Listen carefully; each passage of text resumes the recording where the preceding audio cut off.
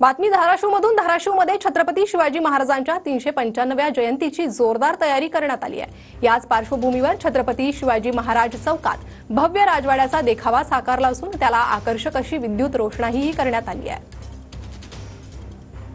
छत्रपती शिवाजी महाराजांची 395वी जयंती आपण साजरी करतोय आणि धाराशिवमध्ये या जयंतीची जयंताची तयारी करण्यात आलेली आहे। आपण आता पाहू शकतो या ठिकाणी छत्रपती शिवाजी महाराजांचा मुख्य पुतळा आहे आणि त्या चौकामध्ये आपण आहोत। आकर्षक असा राजवाड्याचा देखावा या ठिकाणी उभारण्यात आलेला आहे आणि आकर्षक अशी विद्युत रोषणाई जी आहे ती या ठिकाणी करण्यात आलेली आहे।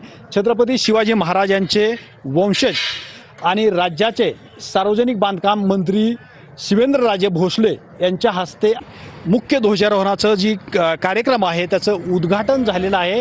एकंदरीतच तारखेपासून 19 तारखेपर्यंत धाराशिवमध्ये विविध कार्यक्रमाचं आयोजन केलेलं आहे। श्रीराम क्षीरसागर, TV9 मराठी।